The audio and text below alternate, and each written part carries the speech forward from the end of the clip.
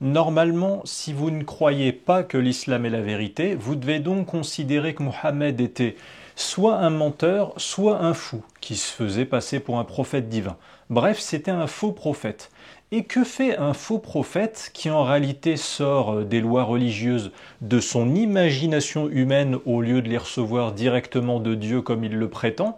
Eh bien ce faux prophète, parce qu'il est humain, il lui arrive parfois de commettre des erreurs en prenant des décisions, puis en se rendant compte plus tard que c'était des mauvaises décisions, et alors il fait machine arrière et annule ses décisions. Ça arrive à tous les humains dans leur vie de se tromper et d'annuler leurs décisions, et c'est même déjà arrivé à Mohammed durant sa mission prophétique. Et justement, les hadiths décrivant en détail la vie de Mohammed ainsi que le contexte de ses soi-disant révélations divines, et ben ces hadiths y contiennent parfois des textes dans lesquels on apprend que Mohammed a commis des erreurs en créant par exemple des lois islamiques qu'il a regrettées par la suite, ce qui a obligé Mohammed à annuler ces lois islamiques.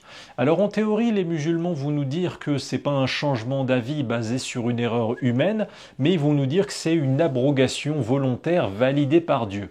Mais vous allez le voir dans cette vidéo d'aujourd'hui, j'ai trouvé 5 exemples de lois islamiques si mauvaises que Mohammed a dû les modifier, voire les annuler. Et vous verrez pour chacune de ces 5 décisions de Mohammed, je vous expliquerai pourquoi il est impossible que ce soit une abrogation divine et pourquoi vous devez donc considérer que ce sont bien des erreurs humaines commises par Mohammed. Alors on commence ce top 5 par un sujet, l'allaitement, entre un individu de sexe masculin qui tète et la personne de sexe féminin dont le sein est tété, qui rend impossible le mariage entre ces deux individus. Voici ce qui est notamment rapporté par Aïcha dans le hadith sahih de Muslim, livre 8, numéro 3421. Aïcha a dit « Il avait été révélé dans le Coran que 10 tétés avérés établissent l'interdiction du mariage. Ensuite, cela a été abrogé par 5 tétés avérés. Puis le messager d'Allah, paix et bénédiction sur lui, est décédé alors que cela faisait encore partie de ce qui était récité dans le Coran. » Donc on apprend 3 choses intéressantes ici. D'abord que Mohammed a dit dans un premier temps que 10 tétés entre deux individus, un qui tète l'autre, rendent impossible un mariage entre eux. Ainsi, si un nourrisson masculin est allaité 10 fois par sa nourrice, même si c'est pas son enfant naturel, elle et lui ne pourront jamais se marier. Mais selon ce hadith sahih, le prophète Mohammed qui a établi cette règle insolite, il a commis une première erreur qui prouve qu'il n'était pas un vrai prophète inspiré par Dieu. Il a changé d'avis sur le nombre de tétés et l'allaitement à 10 reprises qui rendrait le mariage impossible a été annulé puis remplacé par un allaitement à 5 reprises. C'est curieux car les musulmans adorent dire que l'islam c'est une religion très scientifique avec des règles très logiques, mais il n'y a aucune explication logique ici qui explique, qui justifie pourquoi ce nombre de 10 est abrogé et revu à la baisse pour devenir 5. Si Mohammed avait dit faites la guerre à ce peuple X, puis ultérieurement il dit faites la paix avec ce peuple X, là les musulmans ils pourraient éventuellement utiliser le prétexte de l'abrogation en disant que la situation politique a changé, que les intentions du peuple X ont changé, ok. Mais Aïcha a dit que c'était dans le Coran, donc c'est Allah qui connaissait déjà la biologie humaine qui a pris la décision que c'est pile 10 tétés qui rendent le mariage impossible entre un nourrisson et une femme, et pas 8 ou 9 par exemple. Mais pourquoi Allah qui sait tout a-t-il ensuite changé d'avis et finalement décidé que c'était seulement 5 tétés? Est-ce qu'Allah a scanné toutes les paires de seins à la surface de la Terre et ensuite il s'est dit « Oh, j'avais peut-être vu un peu trop haut, il vaut mieux faire 5 tétés » Vous ne le trouvez donc pas étrange ce Dieu parfait qui a d'abord jugé valide le mariage entre un nourrisson et sa nourrice qui l'aurait allaité 6 fois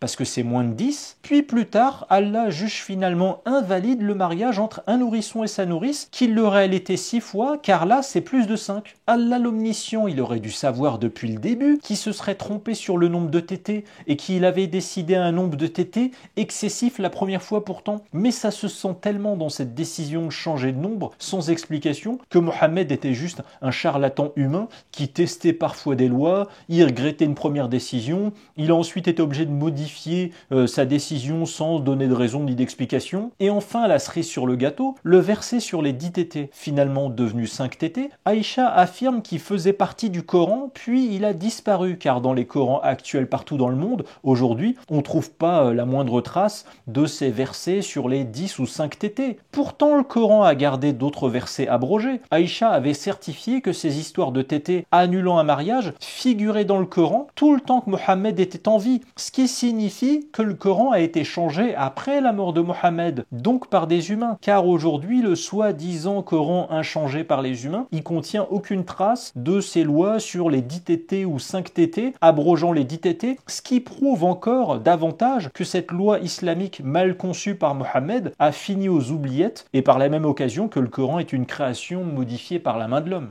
Deuxième loi islamique tellement mauvaise que le prophète Mohammed, après l'avoir pourtant promulguée dans un premier temps, a fini par revenir dessus pour l'annuler. Hadith Muslim, livre 4, numéro 2131, le messager d'Allah, paix et bénédiction sur lui, a dit « Je vous avais interdit de visiter les tombes, mais désormais visitez-les. » Alors, comme à son habitude, Mohammed prend des décisions superstitieuses sans les expliquer. Et on ne connaît donc pas la raison pour laquelle Mohammed avait d'abord interdit aux musulmans de visiter les tombes des morts, avant ensuite de leur réautoriser ce comportement. Pourquoi le Dieu Allah que Mohammed représente aurait-il jugé que c'est mal de visiter les tombes, puis a finalement renoncé à cette idée? Eh bien la réponse se trouve sans doute dans un hadith précédent du même recueil, Hadith Muslim livre 4 numéro 2130, dans lequel on comprend que Mohammed, qui parfois balançait des idées de loi qu'il a regrettées par la suite, eh bien il avait dû trop vite s'emporter en interdisant unilatéralement de visiter les tombes, mais Mohammed a eu l'envie personnelle de visiter la tombe de sa mère. Donc il a dû s'en justifier auprès des gens en disant qu'il a dû obtenir l'autorisation par Allah. Et parce qu'Allah lui a autorisé à visiter la tombe de sa mère, alors les gens peuvent aussi finalement visiter les tombes. Donc vous voyez ici, on a un second exemple historique rapporté par les hadiths d'idéal à con qui a été lancé dans un premier temps par Mohammed, l'interdiction de visiter les tombes des défunts, alors que c'est un comportement culturel universel, pouvoir visiter la tombe de ses proches, ses parents, amis, enfants. Et la preuve que cette idée était mauvaise, c'est que Mohammed a eu l'envie personnelle légitime de rendre visite à sa mère au cimetière, et du fait que Mohammed avait besoin d'annuler son propre interdit de visiter les tombes des morts, Mohammed a dû prétexter qu'il a demandé l'autorisation d'Allah pour lever cette interdiction pour lui, et du coup il juge que ça autorise donc le reste des musulmans à faire pareil évidemment. Bref, ça se sent ici que Mohammed a dû rendre à tous les humains un droit qu'il leur avait interdit, car lui aussi avait envie d'utiliser ce droit. Troisième loi islamique qui a été promulguée par le prophète Mohammed pour des raisons mesquines qui n'ont aucune explication logique, c'est l'interdiction pour les hommes de porter de l'or, que les musulmans connaissent en général. D'où ça vient d'après vous? Comment le Dieu qui régit l'univers a-t-il décidé que sur la peau d'un homme l'or c'est mal, alors que sur la peau d'une femme l'or c'est autorisé? Vous vous attendez sûrement à une explication scientifique ou économique rationnelle? Eh ben en fait pas du tout. Hadith Sahih de Bukhari, livre 92 numéro 401, il est écrit « Le prophète, paix et bénédiction sur lui, s'est fait faire une bague en or. Et les gens se sont alors fait des bagues en or. Alors le prophète, paix et bénédiction sur lui, a dit « Cette bague en or a été faite pour moi. » Puis il l'a jetée et a dit « Je ne la porterai plus jamais. » Et les gens ont alors retiré leur bague. Donc, dans un premier temps, ça ne dérangeait pas Allah sur un plan biologique ou scientifique que des hommes portent une bague en or. Le prophète Mohammed lui-même s'était fait faire une bague en or. Mohammed se prétend connecté à Allah. Allah n'aurait sans doute pas manqué de lui dire « Non, attention Mohammed, tu vas faire une erreur, tu dois pas te fabriquer une bague en or ni la porter. » Mais cette bague en or semble un minimum prouver un côté futile et orgueilleux du prophète Mohammed, puisque dès l'instant où les croyants se mettent à l'imiter et à porter une bague en or, tout à coup Mohammed, jaloux de ne plus avoir son petit bijou singulier qui le distingue de la masse, voire même jaloux si éventuellement d'autres bagues en or étaient peut-être plus belle que la sienne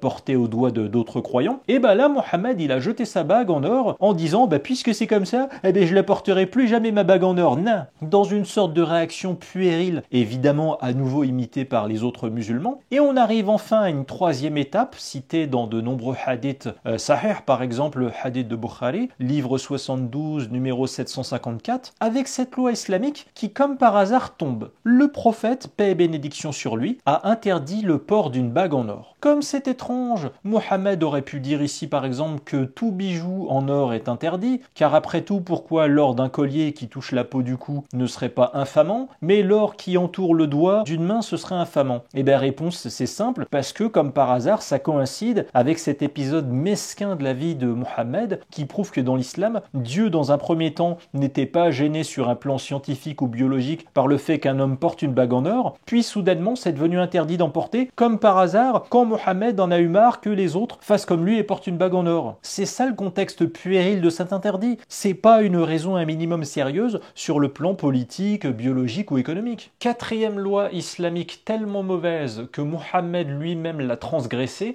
et aujourd'hui en 2024, la plupart des musulmans, soit ils s'en fichent de cette loi, soit ils savent même pas qu'elle existe. Hadith Muslim, livre 23, numéro 5017, le prophète, paix et bénédiction sur lui, a interdit de boire debout. Hadith Muslim, livre 23, numéro 5022, le messager d'Allah, paix et bénédiction sur lui, a dit que personne parmi vous ne boive debout, et si quelqu'un oublie, qu'il vomisse. Alors j'en avais déjà parlé sur ma chaîne YouTube de cette règle islamique. Mohammed a non seulement dit qu'il était interdit de boire debout, ce qui évidemment n'a aucune explication scientifique, et Mohammed a même ajouté que si un musulman boit debout, alors il doit vomir. Alors je vous le dis à nouveau, je n'exclus pas la possibilité que ce genre de loi a été inventé par ce faux prophète, parce que un faux prophète, en fait, ça doit justifier sa fonction de prophète divin en donnant des ordres réguliers aux gens, soit pour sembler avoir été instruit par Dieu en répétant ses directives, soit pour donner des interdits réguliers qui ont pour but de maintenir les gens dans une tension vis-à-vis de Dieu pour que les gens culpabilisent de fautes imaginaires. Et pourtant, comme c'est une loi à la con qui interdit un simple comportement anodin qu'on peut faire de façon inconsciente, le prophète Mohammed a déjà été surpris plusieurs fois par ses croyants en train de boire debout par mégarde et donc de transgresser l'interdit de ce comportement de boire debout qu'a priori, logiquement, du point de vue de la logique islamique, Allah désapprouverait. Ainsi, dans le hadith de Muslim, livre 23, numéro 5023, Ibn Abbas a rapporté « J'ai donné à boire au messager d'Allah, paix et bénédiction sur lui, de l'eau Zamzam, et il a bu en étant debout. » Alors on va admettre deux hypothèses. Ibn Abbas tient ici à préciser que le prophète a bu de l'eau en étant debout, alors que c'est anecdotique. Pourquoi souligner le fait qu'il était debout, si ce n'est éventuellement parce que la loi sur l'interdiction de boire debout avait déjà été promulguée? Mais admettons les deux hypothèses possibles. Hypothèse numéro 1, Mohammed a bu de l'eau en étant debout, après qu'il est pourtant interdit de boire debout. Et hypothèse numéro 2, Mohammed a bu de l'eau en étant debout, avant d'avoir interdit de boire debout. Si Mohammed a bu de l'eau debout alors qu'il avait interdit cela avant, ça tend à prouver que Mohammed est le premier à transgresser ses consignes ou à les oublier. Et si Mohammed a bu de l'eau debout avant d'avoir interdit ce comportement,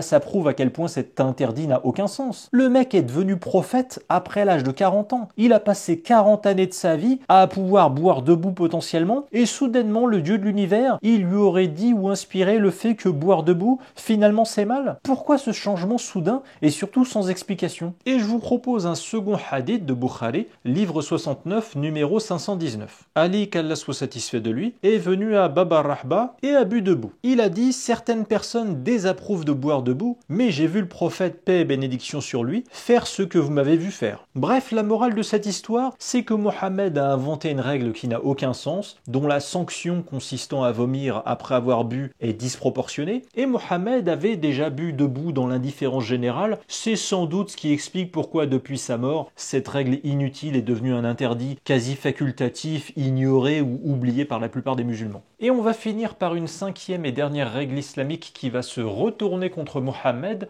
le jour où Mohammed va prendre une mauvaise décision en voulant appliquer une sanction islamique à tort contre un innocent. Alors d'abord, sachez que dans le Coran, sourate 53, versets 2 et 3, Allah a dit au sujet de Mohammed « Votre compagnon n'est pas égaré ni induit en erreur, il ne prononce rien sous l'effet de la passion. » Mohammed qui ne prononce rien sous l'effet de la passion, ça veut dire au minimum que les ordres religieux de Mohammed, censés suivre l'islam, ne sont pas dictés par ses désirs, que ce soit des désirs égoïstes ou une colère personnelle. Ok. Ensuite, dans le hadith de Bukhari, livre 89, numéro 251, il est écrit « Le messager d'Allah, paix et bénédiction sur lui, a dit « Quiconque m'obéit a obéi à Allah, et quiconque me désobéit a désobéi à Allah. » Donc moi je comprends ici, de la bouche de Mohammed, que si un musulman obéit à un ordre de Mohammed, ça veut dire qu'il obéit à un ordre d'Allah. D'accord, admettons. Le problème, c'est que dans le hadith sahih de Muslim, livre 37, numéro 6676, il est écrit « Un homme était accusé d'avoir forniqué avec une esclave du messager d'Allah, paix et bénédiction sur lui. Alors le messager d'Allah, paix et bénédiction sur lui, dit à Ali « Va lui trancher la gorge ». Ali se rendit auprès de cet homme et il le trouva dans un puits en train de se rafraîchir. Ali lui dit « Sors ». Il lui tendit la main, le fit sortir et il constata qu'il était castré, son pénis ayant été coupé. Ali le laissa alors tranquille, puis revint auprès du prophète, paix et bénédiction sur lui, et lui dit « Ô messager d'Allah, cet homme est castré, il n'avait même pas de pénis ». Donc vous voyez les musulmans, il y a 4 problèmes ici. 4, ça fait beaucoup. Premièrement, votre soi-disant prophète divin, il a ordonné à un de ses proches d'aller trancher la gorge d'un homme innocent sans même vérifier les faits au préalable, mais juste en se basant sur une rumeur accusant un homme dépourvu de pénis d'avoir eu un rapport sexuel. Donc quand Mohammed dit qu'obéir aux ordres du prophète c'est obéir aux ordres de Dieu, on en déduit ici qu'obéir à cet ordre erroné donné par Mohammed revient à obéir à un ordre erroné d'Allah. Pourtant Allah ne devrait pas se tromper. Deuxième problème, le prophète de l'islam ordonne à un de ses proches d'aller trancher la gorge d'un homme innocent sans même que cet innocent n'ait eu de procès ou de droit de s'expliquer. Drôle de conception de la justice où un dictateur décide une action grave comme une peine de tranchage de gorge sans laisser à l'accusé le droit de s'expliquer. Troisième problème, votre prophète a pris cette décision brutale car l'homme était accusé d'avoir couché avec une femme esclave de Mohammed, donc votre soi-disant prophète inspiré par Dieu, je crois qu'il était en réalité ici inspiré par sa colère, sa possessivité ou son orgueil. Pourtant Allah avait dit que le prophète ne prononce rien sous l'effet de la passion. Et enfin, quatrièmement, dans le Coran, sourate 24, verset 2, Allah a dit que celles et ceux qui font l'amour en dehors du mariage doivent recevoir 100 coups de fouet. Mais pourquoi finalement ici, Mohammed juge que ce qu'il faut faire face à un homme ayant une relation sexuelle illicite, c'est de lui trancher la gorge? Et surtout, puisque les propos d'Allah dans le Coran, comme les propos de Mohammed dans les hadiths, en réalité, ils proviennent tous deux d'une seule source, à savoir la bouche de Mohammed, laquelle de ces deux sanctions prononcées par Mohammed a remplacé ou a annulé l'autre sanction aussi prononcée par Mohammed? Bon et bien écoutez les amis, c'est sur cette dernière règle islamique que s'achève cette vidéo. Vous l'avez vu avec les 5 exemples très différents que j'ai pris.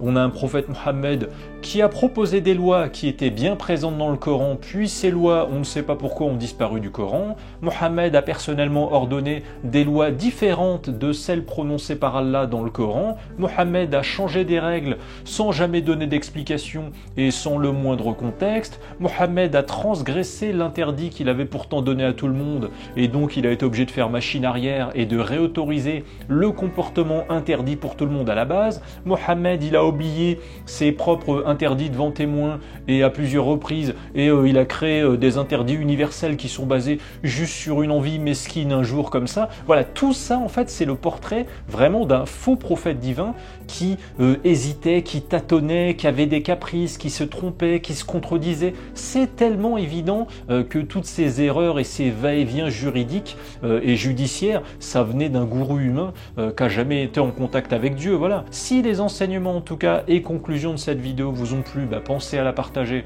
avec vos amis, avec vos proches, musulmans ou non musulmans. Mon dernier livre est disponible pour ceux qui veulent le lire, le lien est dans la description de la vidéo comme d'habitude. J'adresse enfin un grand merci en cette fin d'année à ceux qui peuvent m'aider par un don sur la plateforme de dons participatif Tipeee.